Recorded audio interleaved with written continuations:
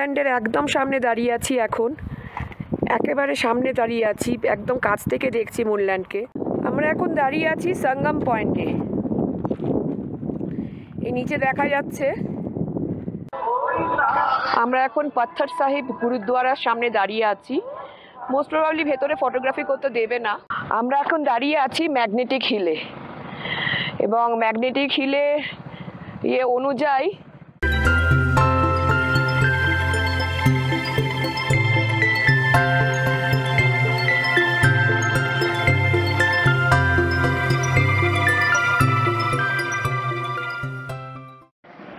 Good morning বন্ধুরা, আমি এখন রয়েছি লামায়ুরুতে আমাদের আমচি গেস্ট হাউসের সামনে। আমরা এখন এখান থেকে চেক আউট করে গেছি, রওনা দিচ্ছি টুয়ার্ডস লে। তার আগে যাওয়ার পথে লামায়ুরি মনেস্ট্রিটা দেখে যাব। তো কালকে তোমাদের গেস্ট হাউসটা সামনে থেকে দেখানো হয়নি, সেটা এবার একটু দেখিয়ে দিচ্ছি। এই হোটেলটাতে কালকে আমরা নাইট স্টে করেছি। বেশ ভালো ব্যবস্থা, ঘরোয়া, আমাদের খুব ভালো লেগেছে। এক রাতের জন্য যথেষ্ট ভালো। এই হোটেলটার নাম হচ্ছে আমচি গেস্ট হাউস। তো আমি এর সামনের জায়গাটা দেখিয়ে দিচ্ছি, যেখানে কন্ট্যাক্ট নাম্বার বা নামটা ভালোভাবে লেখা আছে, আমচি guest house and restaurant, Lamayuru. এই যে হোটেলটা, সামনে গাড়ি পার্কিংয়ে খুব অ্যাম্পল জায়গা আছে, কোনো অসুবিধা নেই। রাত্রিরে নিশ্চিন্তে গাড়ি পার্ক করেছি, গেটটা বন্ধ হয়ে গেছিল, ভালোই ব্যবস্থা। আমরা এসে গেছি মনাস্টারির সামনে। এখানে রাস্তাটা বেশ চড়াই। দেখেছো? ভুটানে আমরা দেখেছিলাম। হ্যাঁ, ওখানে তো বড় বড় ছিল স্তূপা, না স্তূপা বলে এগুলো। ভুটানে অনেক বড় বড় ছিল। এখানেও আছে কিন্তু খুব ছোট ছোট। এই যে এখানে ওদিকেও আছে কয়েকটা, রাস্তায়ও দেখেছি মাঝে মাঝে। আমাদের গাড়িটা ওখানে পার্ক করেছি নিচে। ওই যে এবার যাচ্ছি হেঁটে। আমাদের আমচি গেস্ট হাউসের রুমটা দোতলা ছিল, ওইটুকু উঠতেই হাত ধরে যাচ্ছিল। এখানে দেখি কতটা উঠতে পারি। এখানে তো বলছে ওপর থেকে ভালো মুনল্যান্ডের ভিউ পাওয়া যাবে। একটা গুম্ফা আছে এখানে, সেই গুম্ফার সামনে থেকে নাকি মুনল্যান্ডের ভালো ভিউ পাওয়া যায়।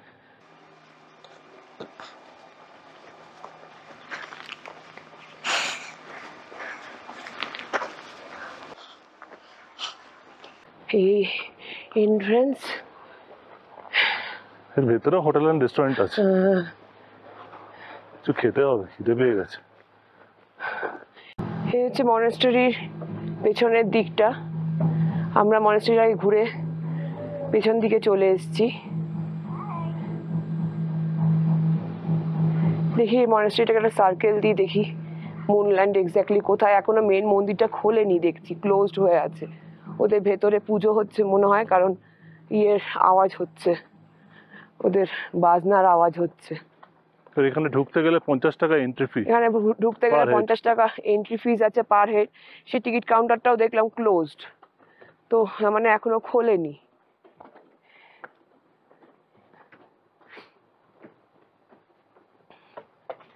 এখন বাজে অ্যাপ্রক্সিমেট সকাল 8টা। না না, 8টা বেজে গেছে। 8টা বেজে গেছে না? 8:30 হবে। ও, আমরা মন্দিরটাকে একটা চক্কর দিয়ে চলে এলাম। দেখি আবার সামনের দিকটা যাই, ওই মেন টেম্পলের সামনেটা।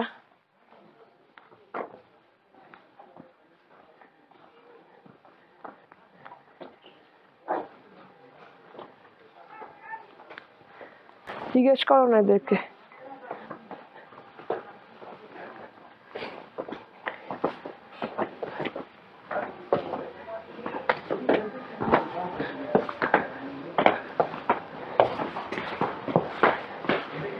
এটাই সম্ভবত মুনল্যান্ড। আর একটু এগিয়ে যাও, ভালো পাবে।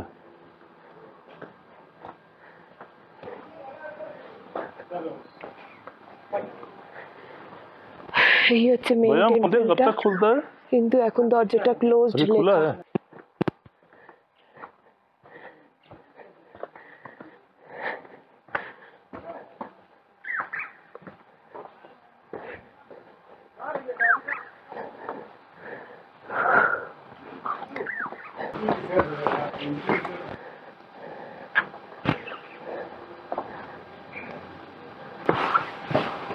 বলছে ভেতরেই টিকিট দেবে, চলো। কার ভেতরে? এখানে ভেতরে। তাই একজন ইনফরমেশন দিল যে ভেতরেই টিকিট পাওয়া যাবে, ঢুকে যান। তো আমরা এখানে এসে টিকিট কাটলাম। এই যে, তো এটা আপনার মনাস্টারি গেট, মেন এই ভেতরের গেটটা। তো এখানে সুন্দর করে সাজানো, খুব কালারফুল। এখানে দেখো অনেকগুলো পেন্টিং আছে। হ্যাঁ, এখানে পেন্টিং গুলো কি সুন্দর।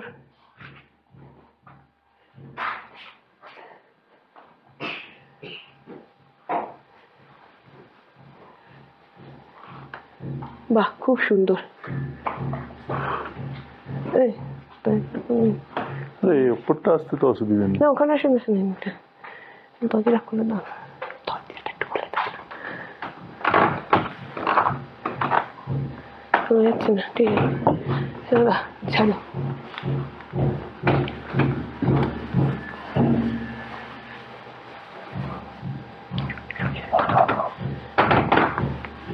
আর ভেতরে ঢোকানো যাবে না, এই অবধি দেখালাম, এরপরে নিষিদ্ধ। পুচু সামনে থেকে একটু সর, সামনে থেকে সর।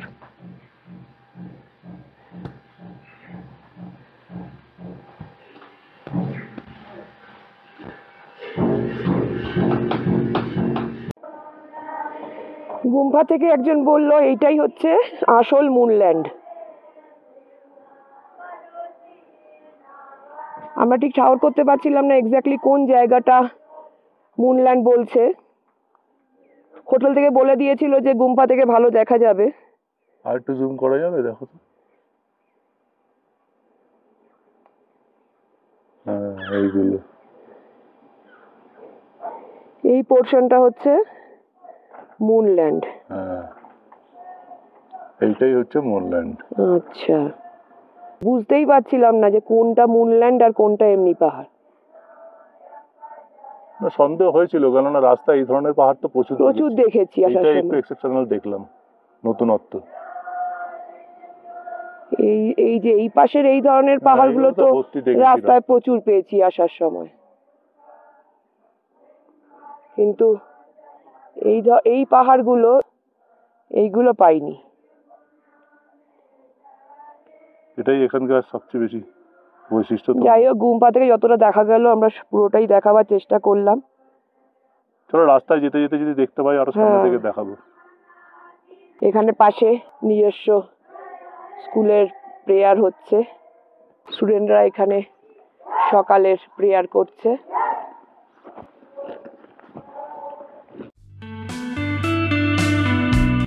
এখন ঘড়িতে ঠিক 8:50 আর আমরা আপাতত লামায়ুরু মনাস্টারিটা ভালোভাবে ঘুরে নিয়ে আবার বেরিয়ে পড়েছে আমাদের আজকের ডেস্টিনেশন।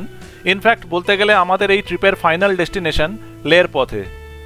তবে তার মাঝে আমরা এখানকার আশেপাশের বেশ কয়েকটা ট্যুরিস্ট স্পট দেখতে দেখতে যাব, যার মধ্যে আজকের প্রথম স্পট লামায়ুরু মনাস্টারিটা অলরেডি আমাদের দেখা হয়ে গেছে, আর তার সঙ্গে এখানকার বিখ্যাত মুনল্যান্ডেরও দূর থেকে এক ঝলক দর্শন হয়ে গেছে।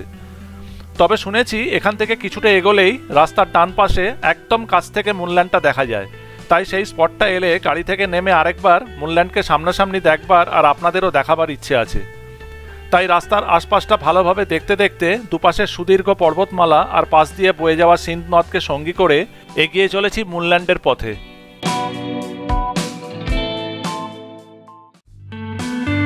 একটু আগেও আমরা একদম রুক্ষ পাহাড়ের মধ্যে দিয়ে ট্রাভেল করছিলাম, আর খানিকটা এগোতে না এগোতেই হঠাৎই সামনে আবার কি সুন্দর সবুজের সম্ভার। কোথাও যেন রুক্ষ দৈত্যের মতো পাহাড়গুলো একটা ভয়াবহ পরিবেশ সৃষ্টি করেছে, আবার পর মুহূর্তেই সবুজ গাছের সারি মনকে একেবারে মুগ্ধ করে তুলছে।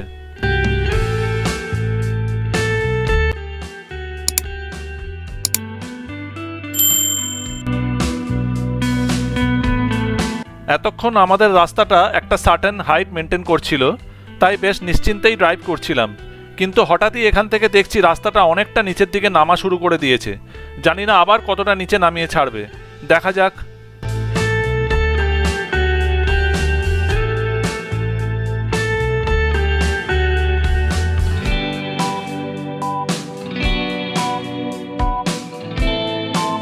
দেখতে দেখতে আমরা কয়েক মুহূর্তের মধ্যেই বেশ খানিকটা নিচে নেমে এসেছি।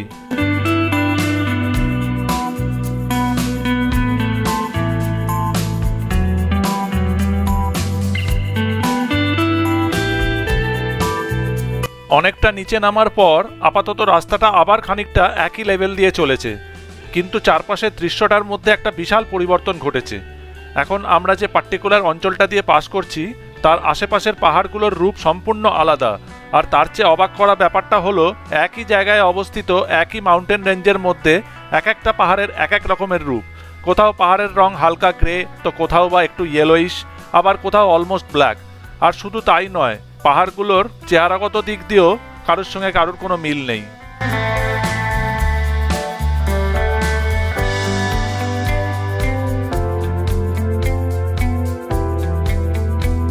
আজকে আমাদের কোনো তাড়া নেই। বলতে গেলে এই ট্রিপের এখনো পর্যন্ত যতটা ট্রাভেল করেছি তার মধ্যে আজকেই সবচেয়ে রিল্যাক্সড মুডে ড্রাইভ করবার সুযোগ পেয়েছি। কারণ লামাইউরু থেকে লেট ডিস্টেন্স হলো মাত্র 118 কিলোমিটার, আর আমরা তার মধ্যে অলমোস্ট 30 কিলোমিটার চলে এসেছি, আর ঘড়িতে এখন মাত্র 9:30 বাজে। তাই রাস্তায় যে কটা স্পটেই দাঁড়াতে হোক না কেন আর যত আস্তেই ড্রাইভ করি না কেন, আশা করছি দুপুর 1টা থেকে 1:30টার মধ্যে আমরা আরামে লে পৌঁছে যাব।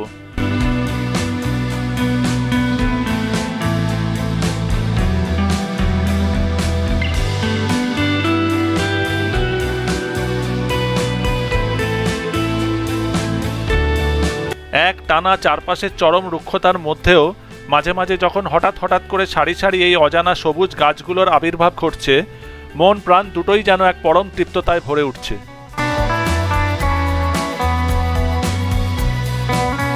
আশা করি দেখে বুঝতেই পারছেন যে আমরা ইতিমধ্যেই পাহাড়ের অনেকটা নিচে নেমে এসেছি, কারণ সিন্ধ নদ এখন আমাদের একদম পাশ দিয়ে বয়ে চলেছে। কিন্তু দুর্ভাগ্যক্রমে আমরা এখনো পর্যন্ত মুনল্যান্ডের দেখা পেলাম না। কে জানে ড্রাইভ করতে করতে অন্যমনস্কবশত মুনল্যান্ডকে পার করে চলে এলাম না তো।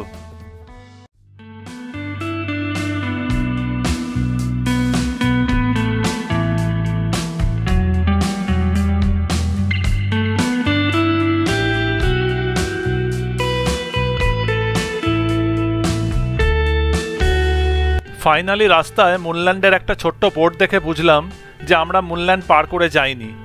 সামনেই আমরা ভারতবর্ষের মধ্যে চাঁদের দেশ দেখতে চলেছি। সত্যি এ যেন এক অভূতপূর্ব অনুভূতি।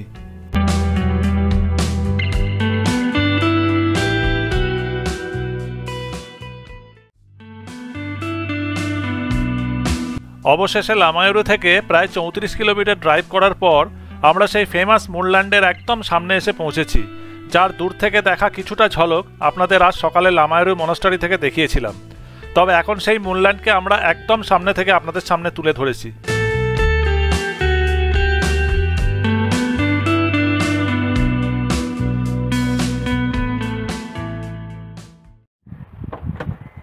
আমরা মুনল্যান্ডের একদম সামনে দাঁড়িয়ে আছি, এখন একেবারে সামনে দাঁড়িয়ে আছি, একদম কাছ থেকে দেখছি মুনল্যান্ডকে।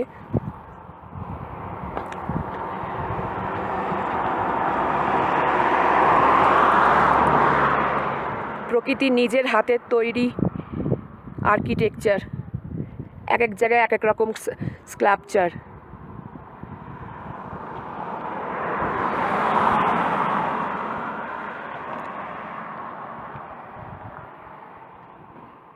লামাইউরুর মুনল্যান্ড, এই জায়গাটাকেই আমরা মনাস্টারি থেকে দূর থেকে দেখেছিলাম।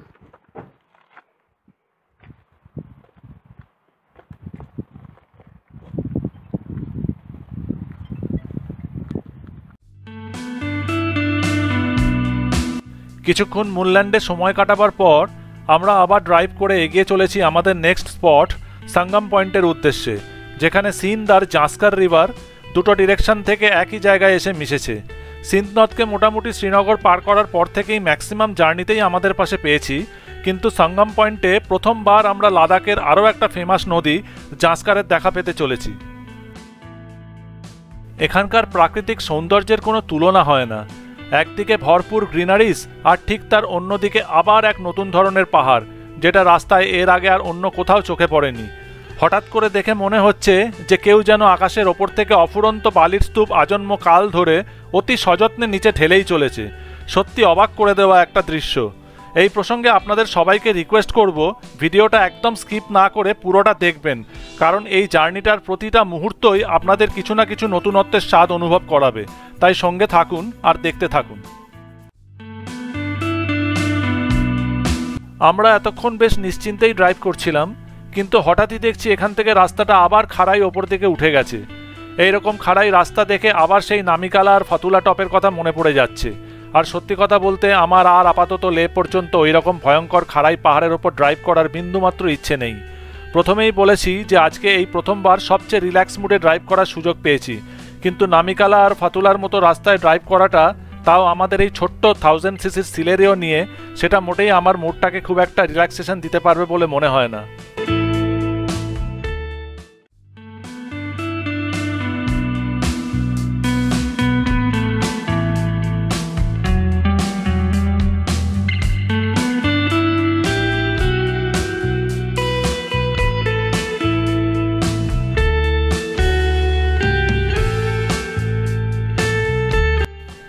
যাই হোক, ভগবানের অশেষ কৃপা যে রাস্তাটা আর খুব একটা ওপরে ওঠেনি, তাই মনের সেই অজানা ভয়টাও কেটে গেছে। আবার নিশ্চিন্তে এগিয়ে চলেছি সঙ্গম পয়েন্টের দিকে। ইনফ্যাক্ট আমরা কথা বলতে বলতে সঙ্গম পয়েন্টে পৌঁছেও গেছি। গাড়িটা এখন এখানে পার্ক করে একটু নিচে নেমে সঙ্গম পয়েন্টটা ভালো করে ঘুরে দেখব, আর অবশ্যই আপনাদেরও দেখাবো। তাই সঙ্গে থাকুন, দেখতে থাকুন।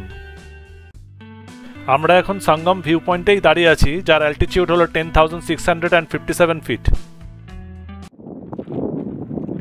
এই নিচে দেখা যাচ্ছে দুটো নদী মিশেছে। এপাশ দিয়ে একটা সবুজ জলের নদী এসছে, ওপাশ দিয়ে একটা ঘোলা জলের নদী এসছে, তারপর দুটো নদী মিশে নিচের দিকে চলে যাচ্ছে।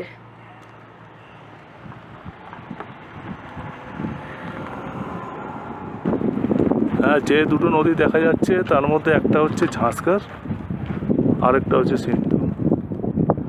আর ওই নিচ দিয়ে যে রাস্তাটা বেরিয়ে গেছে ওটা চণ্ডীগড় হয়ে মানালি যাবার রাস্তা। আমরা ওপরে চলে এসেছি আর ওই রাস্তাটা কেটে গেছে মানালির দিকে।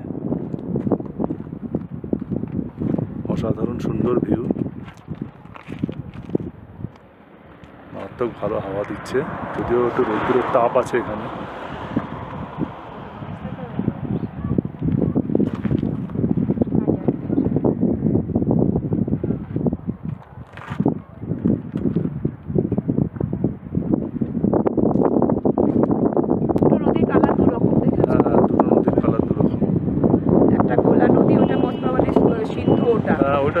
আর এইটা ঝাঁসকার। সিন্ধুটা আমাদের সঙ্গে সঙ্গে বরাবর এসছে, প্রথম থেকে শেষ পর্যন্ত আমাদের সঙ্গে সঙ্গে এসছে, কখনো ডান দিক দিয়ে কখনো বাঁ দিক দিয়ে।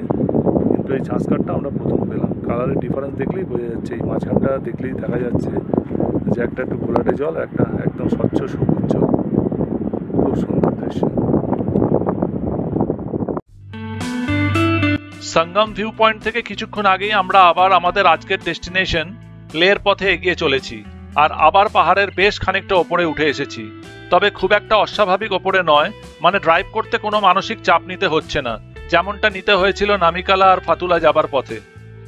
তবে একটা জিনিস আপনারা হয়তো লক্ষ্য করে থাকবেন যে এখন আমরা পাহাড়ের যে অঞ্চলটা দিয়ে ড্রাইভ করছি সেটা কিন্তু খুবই একটা রিস্কি জোন, কারণ পাহাড়গুলোতে এমনভাবে বড় বড় পাথর ঝুলে রয়েছে যেগুলো যে কোনো মুহূর্তে স্লিপ করে নিচে গড়িয়ে পড়ে একটা বড়সড় দুর্ঘটনার আকার নিতে পারে। এই পার্টিকুলার জোনটায় ঢোকার আগে অনেক জায়গায় কশন বোর্ডও দেখেছি, যেখানে পরিষ্কার শব্দে লেখা আছে stone slide area, drive carefully.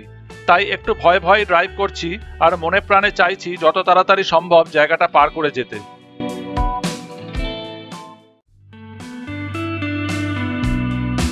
উফ, জায়গাটাকে শুধু একবার ভালো করে দেখুন। ভারতবর্ষের বহু জায়গায়, এমনকি ইউরোপ আর এশিয়ারও অনেকগুলো দেশ ঘুরেছি, কিন্তু এ যেন সম্পূর্ণ এক ভিন্ন অনুভূতি। এই দৃশ্যের এক্সাক্ট বর্ণনা করাটা মনে হয় কারোর পক্ষেই সম্ভব নয়, তাই সেই দুঃসাহসিকতা দেখাবার চেষ্টা আমিও করব না। শুধু নিঃশব্দে দুচোখ ভরে ভগবানের এই অভূতপূর্ব সৃষ্টিকে দেখব, আর আপনাদেরও দেখবার জন্য অনুরোধ করব।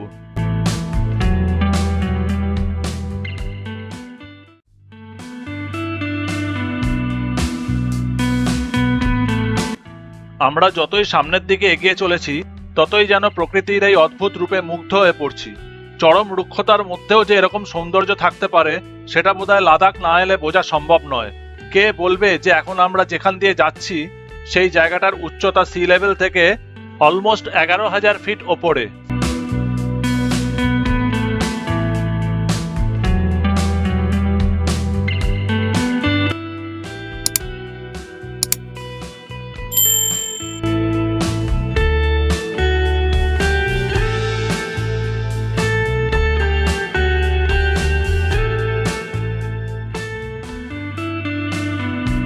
আমরা ম্যাগনেটিক হিলের অনেকটাই কাছাকাছি চলে এসেছি, আর মাত্র 22 কিলোমিটার। তবে লে এখান থেকে এখনো আরো 48 কিলোমিটার দূরে। আমাদের সঙ্গে থাকুন আর জার্নিটা শেষ অবধি এনজয় করুন।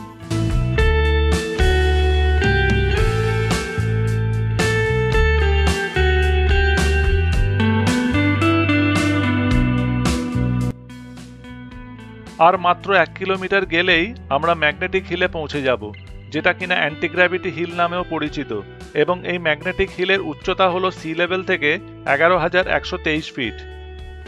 এই ম্যাগনেটিক হিল সম্পর্কে অনেক কিছুই শুনে এসেছি, যেমন এখানে যে কোনো ভেহিকলসই নাকি গ্র্যাভিটেশন ফোর্সের এগেনস্টে মুভ করে। মানে সায়েন্স অনুযায়ী আমরা এতদিন যেটা জেনে এসেছি যে কোনো মুভিং জিনিসকেই আমরা যদি কোনো ঢালু সারফেসে রেখে দিই তাহলে সেটা অটোমেটিক্যালি ঢালুর নিচু দিকটাতেই গড়িয়ে যাবে, কিন্তু এই ম্যাগনেটিক হিলে নাকি ঠিক তার বিপরীত ফোর্স কাজ করে। যেমন কোনো গাড়িকে আমি যদি নিউট্রালে রেখে পাহাড়ের কোনো ঢালু জায়গায় দাঁড় করাই তাহলে গাড়িটা নাকি নিচের দিকে না গিয়ে খুব আস্তে আস্তে একটু হলেও ওপরের দিকে এগিয়ে যাবে। সত্যিই খুব আশ্চর্যজনক ব্যাপার।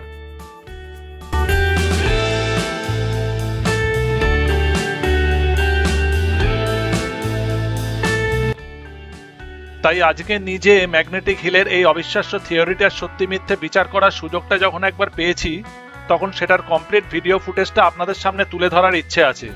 তাই অবশ্যই আমাদের সঙ্গে থাকবেন কিন্তু।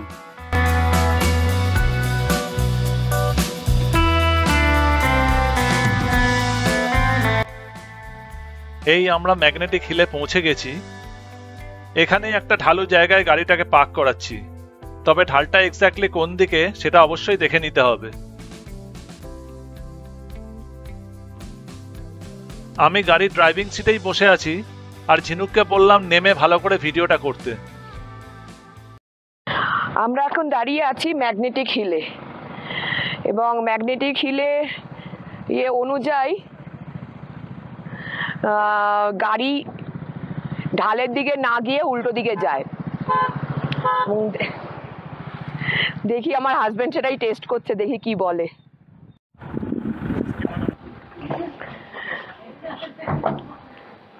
আমি রাস্তায় জল ফেলে দেখি কোন দিকে যাচ্ছে জলটা।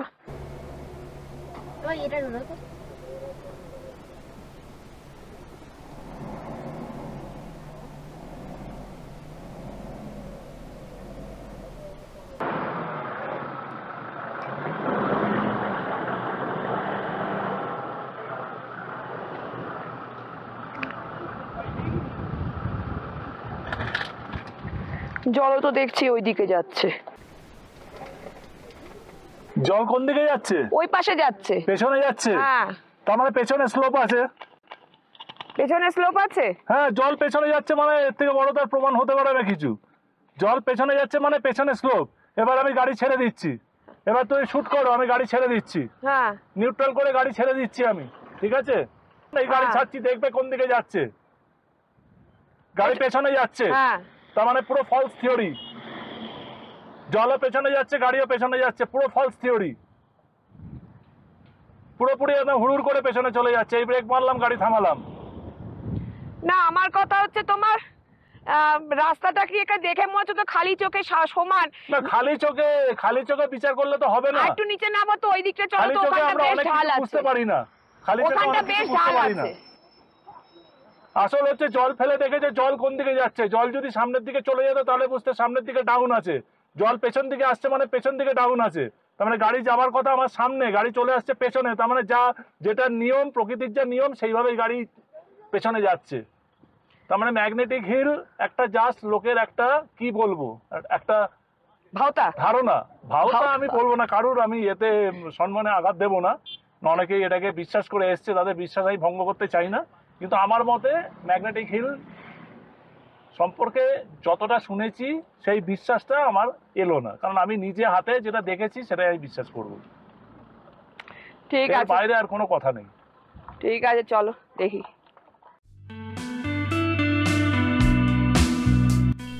আমরা কথা বলতে বলতে আমাদের পাশ কাটিয়ে আর একটা সাদা গাড়িও সামনে একটু আগে গিয়ে দাঁড়ালো, খুব সম্ভব ডেমো নেবে বলে। কিন্তু দেখতেই পাচ্ছেন রেজাল্ট কিন্তু সেই একই। গাড়িটা ঠিক আমাদের মতোই হুড়ুর করে পেছনে নেমে এলো, কিন্তু ম্যাগনেটিক হিলের থিওরি অনুযায়ী গাড়িটার সামনের দিকে যাওয়া উচিত ছিল।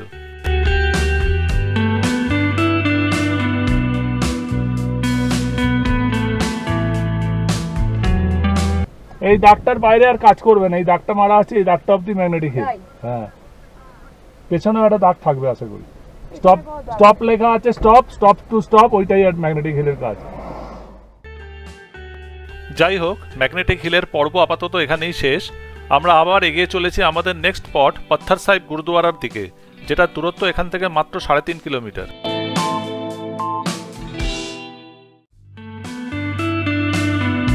ফাইনালি আমরা পাথর সাহেব গুরুদুয়ারায় পৌঁছে গেছি। জানি না এখানে ফটোগ্রাফি অ্যালাউড কিনা, তবে টেম্পল গেটের সামনে গিয়েই বোঝা যাবে সেটা। আমরা এইমাত্র গুরুদুয়ারার ভেতরে ঢুকে পড়েছি। দেখতেই পাচ্ছেন সামনে একটা সুন্দর সাজানো গোছানো লম্বা করিডোর। আমরা সেই করিডোর দিয়েই হেঁটে সামনে এগিয়ে চলেছি। একটু এসেই একটা সিঁড়ি দিয়ে খানিকটা নিচে নামতে হচ্ছে, আর তারপরই হাত পা ধোয়ার জায়গা। পুরো করিডোরের মেঝেটাই কার্পেট দিয়ে ঢাকা। বাঁ দিকে বিশাল বড় বড় কাঁচের ফ্রেম লাগানো, যেখান দিয়ে শ্রীনগর লে হাইওয়েটা পরিষ্কার দেখা যাচ্ছে। আর ডান দিকে দেওয়াল জুড়ে অজস্র শিখ মুনি ঋষিদের পেন্টিং টাঙানো রয়েছে। আমরা এখন করিডোরের শেষ প্রান্তে চলে এসেছি, যেখান থেকে মেন টেম্পলটা দেখা যাচ্ছে। তবে এবার আমাদের ভিডিওটা বন্ধ করতে হবে, কারণ টেম্পলের ভেতর ফটোগ্রাফি অ্যালাউড নয়। আমরা মেন টেম্পল দেখে আবার বাইরে বেরিয়ে এসেছি, আর ঝিনুককে ক্যামেরাটা দিয়ে দিচ্ছি এই বোর্ডটা এখানকার হিস্ট্রিটা পড়বো বলে।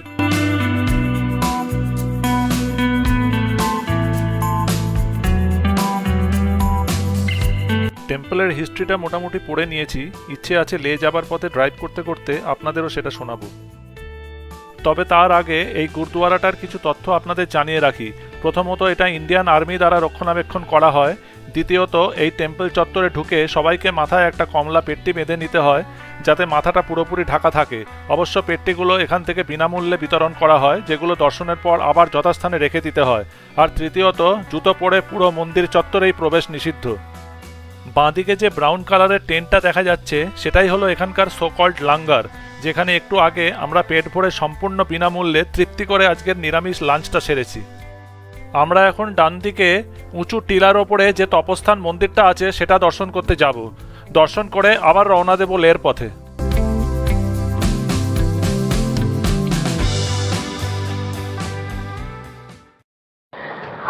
আমরা পাথর সাহিব গুরুদুয়ারাতে আজকে লঙ্গরে খাবার খেলাম।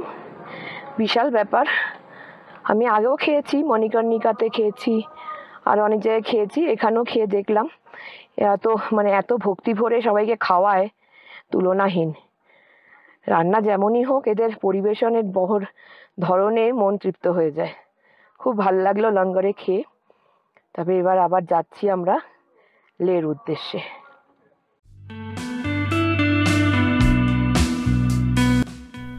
কিছুক্ষণ হলো আমরা পাথর সাহেব গুরুদুয়ারাটা ভালোভাবে ঘুরে নিয়ে, আর ঝিনুক যেটা এইমাত্র বলল, ওখানকার লাঙ্গার থেকে তৃপ্তি করে লাঞ্চটাও সেরে নিয়ে আবার এগিয়ে চলেছি লের পথে, যেটা এখান থেকে আর মাত্র 23 কিলোমিটার দূরে। এই পাথর সাহেব গুরুদুয়ারার ভেতরে যে কোনো রকমের ফটোগ্রাফি প্রহিবিটেড, তাই এর কোনো ভিডিও ক্লিপিংস আপনাদের সামনে তুলে ধরতে পারলাম না। তবে ভিতরে ঢুকে এখানকার যে হিস্ট্রিটা জানতে পেরেছি, সেটা ড্রাইভ করতে করতে খুব সংক্ষেপে আপনাদের সঙ্গে অবশ্যই শেয়ার করব। সত্যি মিথ্যে আমি জানি না, তবে এই পাথর সাহেব গুরুদুয়ারা সম্পর্কে কথিত আছে যে একদিন গুরু নানক সাহেব যখন ঈশ্বরের আরাধনায় মগ্ন ছিলেন, তখন এক রাক্ষস সুযোগ বুঝে গুরুজির উপর একটা বিশাল পাথর ছুঁড়ে মারে তাকে হত্যা করার জন্য। কিন্তু সর্বশক্তিমান গুরু নানক সাহেব যখন আরাধনায় মগ্ন থাকতেন, তখন তাকে হত্যা করা ছিল অসম্ভব। তাই সেই সময় একটা অস্বাভাবিক ঘটনা ঘটে যায়। যে বিশাল পাথরটা গুরুজিকে লক্ষ্য করে ছোঁড়া হয়েছিল, সেটা গুরুজিকে স্পর্শ করার প্রায় সঙ্গে সঙ্গেই একটা বিরাট মোমের মতো আকার ধারণ করে, এবং ধ্যানে বসা গুরুজির শরীরকে সেই মোমের অংশটা গিয়ে আঘাত করে, যেটা গুরুজির আরাধনায় বিন্দুমাত্র বাধা সৃষ্টি করতে পারেনি। এদিকে গুরুজি হত্যা হয়ে গেছে জেনে রাক্ষস যখন খুশি হয়ে পাহাড়ের নিচে নেমে আসে আর গুরুজিকে জীবিত দেখে তখন অত্যন্ত আশ্চর্য হয়ে যায় এবং দ্বিগুণ ক্ষিপ্ত হয়ে তার ডান পা দিয়ে সজোরে পাথরটাকে আবার লাথি মারে, কিন্তু রাক্ষসের পাও সেই মোমের মধ্যে আটকে যায়। রাক্ষস তখন বুঝতে পারে যে সে অত্যন্ত মূর্খতাবশত ঈশ্বরের একজন প্রকৃত ভক্তকে হত্যা করার চেষ্টা করেছিল এবং সে সঙ্গে সঙ্গে তার এই ভুলের জন্য গুরুজির পায়ে পড়ে ক্ষমা প্রার্থনা করে। গুরুজি তখন সেই রাক্ষসকে তার বাকি জীবনটা মানবতার সেবা করে কাটাতে নির্দেশ দেন এবং রাক্ষসও গুরুজির কথা মেনে নিয়ে বাকি জীবনটা শান্তিতে বসবাস করে কাটিয়ে দেয়। পরে ভারতীয় সেনাবাহিনী এবং স্থানীয় বাসিন্দারা এই ঘটনাকে স্মরণে রাখার জন্য পাথরটার চারপাশে এই গুরুদ্বারাটা নির্মাণ করে, যা পাথর সাহেব গুরুদ্বারা নামেই লোকপ্রিয় হয়। সেই থেকে অসংখ্য ট্যুরিস্ট যারা লাদাখ বেড়াতে আসে তারা অবশ্যই এখানে একবার ঘুরে যান। এছাড়া এখানে শিখ সম্প্রদায়ের স্বেচ্ছাসেবকরা লাঙ্গার নামক সাম্প্রদায়িক নিরামিষ আহার বিনামূল্যে যাত্রীদের পরিবেশন করে খাওয়ান। তাই এই পাথর সাহেব গুরুদ্বারাতে আজও সেই পবিত্র পাথরটার আরাধনা করা হয়, যেটা আমরা একটু আগে দর্শন করে এলাম। তবে তার কোনো ভিডিও ক্লিপিংস আপনাদের সামনে তুলে ধরতে পারবো না, কারণ আগেই বলেছি যে এই গুরুদ্বারার বেশিরভাগ অংশেই, বিশেষ করে যেখানে পবিত্র পাথরটা রাখা আছে, তার কোনো ভিডিও বা স্টিল তোলা পুরোপুরি নিষিদ্ধ। তবুও সবার অজান্তে দুটো স্টিল না তুলে থাকতে পারিনি, যেটা অবশ্যই আপনাদের সঙ্গে শেয়ার করছি। আশা করি গুরুজি আমার এই সামান্য অপরাধ ক্ষমা করে দেবেন।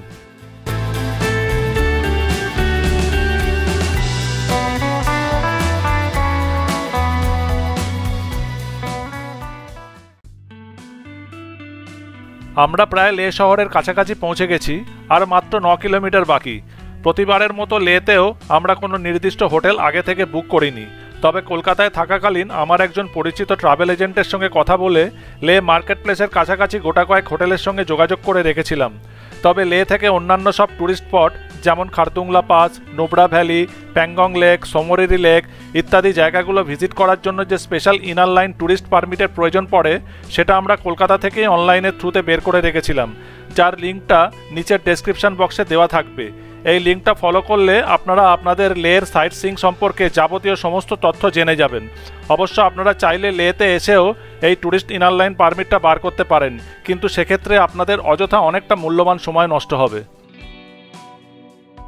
প্রসঙ্গত আরও একটা প্রয়োজনীয় কথা জানিয়ে রাখি যে যাদের শ্বাসকষ্টের ব্যামো আছে তারা কিন্তু অবশ্যই লেতে ঢোকার 2 দিন আগে থেকেই ডায়ামক্স 250 ট্যাবলেটটা দুবেলা নিয়মিত খেতে থাকবেন, অথবা আসার আগে কোনো ফিজিশিয়ানের পরামর্শও নিতে পারেন, কারণ এটা আপনাদের অ্যাক্লিমাটাইজেশন মানে পরিবেশানুকূলতা অনেকটাই স্বাভাবিক রাখতে সাহায্য করবে।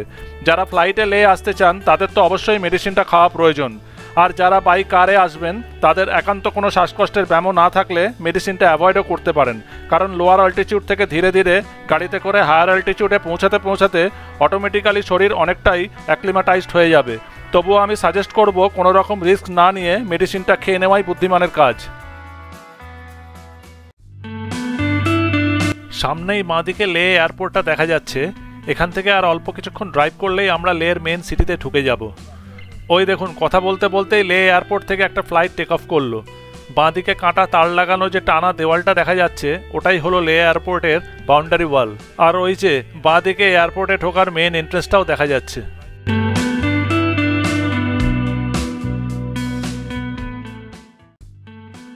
আরও একটা ইম্পর্টেন্ট তথ্য আপনাদের জানিয়ে রাখি যে যারা আমাদের মতো কাশ্মীর হয়ে লে যাবেন তারা যদি প্রিপেড মোবাইল সিম ব্যবহার করেন তাহলে কাশ্মীরে ঢোকার আগেই সেখানকার কোনো লোকাল শপ থেকে নিজের সিমটা চেঞ্জ করে নেবেন, কারণ কাশ্মীরে একমাত্র ওখানকার নিজস্ব লোকাল সিমই কাজ করে। অন্য কোনো স্টেটের সিম কাশ্মীরে ঢোকার সঙ্গে সঙ্গেই পুরোপুরি ইনঅ্যাক্টিভ হয়ে যাবে। তবে যারা পোস্টপেড সিম ইউজ করেন তাদের কোনো প্রবলেম নেই। আমি এয়ারটেলের পোস্টপেড ইউজ করি, আর এই জার্নির কিছু কিছু অংশ ছাড়া এখনও পর্যন্ত অলমোস্ট সমস্ত জায়গাতেই কম বেশি নেটওয়ার্ক পেয়েছি। আর ঝিনুক ভিআই এর পোস্টপেড ইউজ করে, কিন্তু ওর মোবাইলের নেটওয়ার্ক মোটামুটি কাশ্মীর ক্রস করতে না করতেই সেই যে পুরোপুরি ইনঅ্যাক্টিভ হয়ে গেছে, আর এখনও পর্যন্ত একবারের জন্য অ্যাক্টিভ হয়নি। দেখা যাক আমার এয়ারটেলের নেটওয়ার্ক আমাকে কতদূর পর্যন্ত সাপোর্ট দেয়। আমরা এখন লের আউটার স্কার্ট ধরে মেন সিটির দিকে এগিয়ে চলেছি, আর অল্প কিছুক্ষণের মধ্যেই মেন সিটিতে ঢুকে যাব। লামায়ুরু ক্রস করার কিছুক্ষণের মধ্যেই ঝিনুক আমাদের বেছে রাখা হোটেলগুলোর মধ্যে কয়েকজনকে ফোন করে মোটামুটি একটা হোটেল ঠিক করে রেখেছে লের ওল্ড টিবেটান মার্কেটের একদম পাশেই। আমরা আপাতত গুগল ম্যাপ ফলো করে সেই হোটেলটার দিকেই এগিয়ে চলেছি। এই ভিডিওটা আর কিছুক্ষণের মধ্যেই শেষ করব, তাই প্লিজ একটু ধৈর্য ধরে ভিডিওটা শেষ অবধি দেখবেন কিন্তু।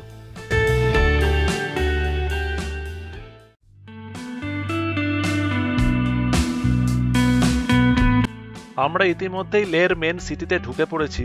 বেশ বড়সড় জমজমাট একটা শহর, যা কল্পনা করেছিলাম তার চেয়ে অনেকটাই বড়। বাড়ি ঘর, হোটেল, রেস্টুরেন্ট, ব্যাংক, এটিএম, কিউরিও শপ, বিভিন্ন রকমের নিত্য প্রয়োজনীয় আসবাবপত্রের দোকান, কোনো কিছুরই অভাব নেই এখানে। আর দেখতেই পাচ্ছেন এখানকার রাস্তাঘাটেরও কোনো তুলনা হয় না।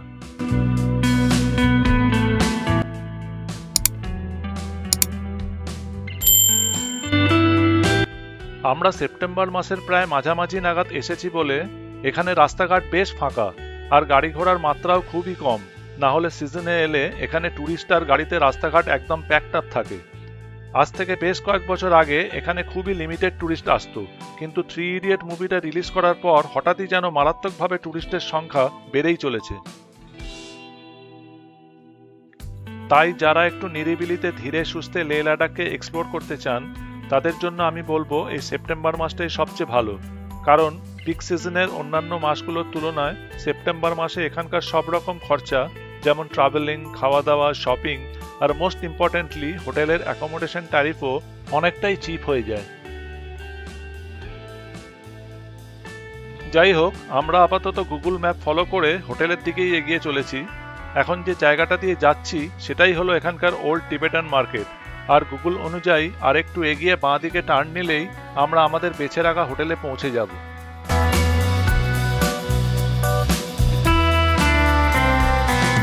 এই আমরা মেন রোড ছেড়ে বাঁ দিকে টার্ন নিচ্ছি, আর ওই যে সামনেই আমাদের হোটেলটা দেখা যাচ্ছে। যদিও আমাদের হোটেল বলাটা ঠিক নয়, কারণ এখনো পর্যন্ত এখানে আমাদের কোনো বুকিং করানো নেই। শুধু রাস্তায় আস্তে আস্তে ঝিনুক ফোনে একবার হোটেল কর্তৃপক্ষের সঙ্গে কথা বলে রেখেছিল। আশা করি ঢোকার সময় লক্ষ্য করেছেন হোটেলটার সামনে কার পার্কিং এর অ্যাম্পল স্পেস রয়েছে। আমি অলরেডি গাড়ি জায়গা মতো পার্ক করে দিয়েছি। এবার যাই হোটেলটা একবার দেখি, আপনারাও কিন্তু সঙ্গে থাকুন। হোটেলের রিসেপশনে কথা বলে জানতে পারলাম যে এই হোটেলটার একই কম্পাউন্ডের মধ্যে দুটো সেগমেন্ট আছে। আমরা যেখানে গাড়ি পার্ক করেছি তার সামনের হোটেলটার নাম হলো লে প্লাজা, আর ঠিক তার উল্টো দিকে যেখানে এখন আমি দাঁড়িয়ে আছি সেই হোটেলটার নাম হলো টংস্পন গেস্ট হাউস। হোটেল লে প্লাজাটা খুবই এক্সপেন্সিভ, কিন্তু সেই তুলনায় টংস্পন গেস্ট হাউসটা অনেকটাই চিপ। এখন ঘড়িতে ঠিক দুপুর 2টো বাজে, আর ইচ্ছে আছে অযথা সময় নষ্ট না করে যদি পসিবল হয় তাহলে কালকে সকালেই আমরা বেরিয়ে পড়ব খারদুংলা নুব্রা ভ্যালির দিকে। ওদিককার বাদবাকি দর্শনীয় জায়গাগুলো দেখে নিয়ে লেতে ফিরে এসে তারপর লে শহরের ইনার সাইটসিংগুলো ধীরে সুস্থে সেরে ফেলবো। তাই একটা রাতের জন্য শুধু শুধু লে প্লাজার মতো এক্সপেন্সিভ হোটেলে থেকে পয়সা নষ্ট না করে এই টংস্পন গেস্ট হাউসটাই এক রাতের জন্য বুক করে নিয়েছি। হোটেলটা দোতলা, দেখি ঝিনুক কোন ফ্লোরটা প্রেফার করে। লামায়ুরুতে দোতলার রুমে গিয়ে খুব হাল খারাপ হয়ে গেছে। দোতলায় উঠতে উঠতেই অর্ধেক এনার্জি লস্ট হয়ে গেছিল। তো এখানে আমরা একতলার রুম নিয়েছি। এই হচ্ছে রুমটা, বেশ বড় রুম।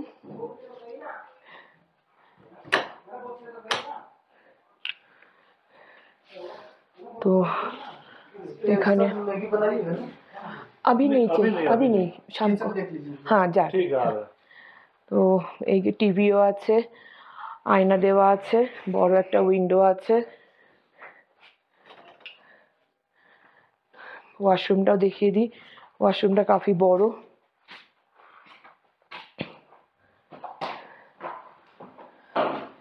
এই ওয়াশরুম পরিষ্কার আর খুব বড়, আর বিছনার সাইজও যথেষ্ট বড়। তো 3 জনের পক্ষে খুবই ভালো। আর এই রুমটার ভাড়া নিয়েছে 1000 টাকা, কিন্তু আমরা যেহেতু ওদের কিচেন ইউজ করব, কিচেনের জন্য ওরা পার ডে 200 টাকা করে ভাড়া নিচ্ছে। কিচেনের ব্যাপার না থাকলে 3 জনের জন্য এই রুমটার ভাড়া হচ্ছে 1000 টাকা। আজকে ভীষণ টায়ার্ড ছিলাম, তাই আর রাতের ডিনার নিজে রান্না করিনি। পাশে একটা রেস্টুরেন্ট ছিল, সেখান থেকে ডিনার কমপ্লিট করে এলাম। এখন অনেক রাত হয়ে গেছে, আমরা এখন লের হোটেলে। এবার শুতে যাব। আজকের দিনটা খুব ঘটনাবহুল ছিল, খুব ভালো লাগলো। সাইট সিনগুলো প্রতিটা স্পট ভীষণ দৃষ্টিনন্দন, খুব ভালো লেগেছে প্রতিটা স্পট। তো যাই হোক, আজকের এপিসোডটা এবং আজকের দিনটা এখানেই শেষ হচ্ছে। গুড নাইট, আবার দেখা হবে কালকে।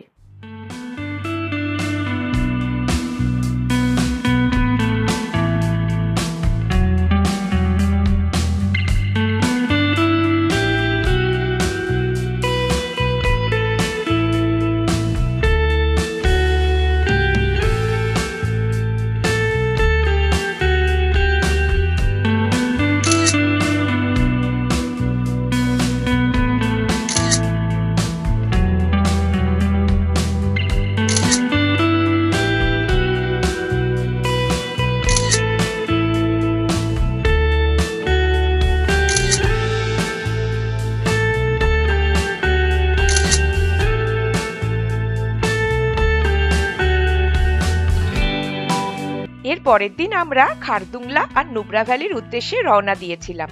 খারদুংলাতে আমরা এক ভয়াবহ অভিজ্ঞতার সম্মুখীন হয়েছিলাম। সেই অভিজ্ঞতাই আগামী পর্বে তোমাদের সাথে শেয়ার করব। So B with us and keep watching Horizon hike.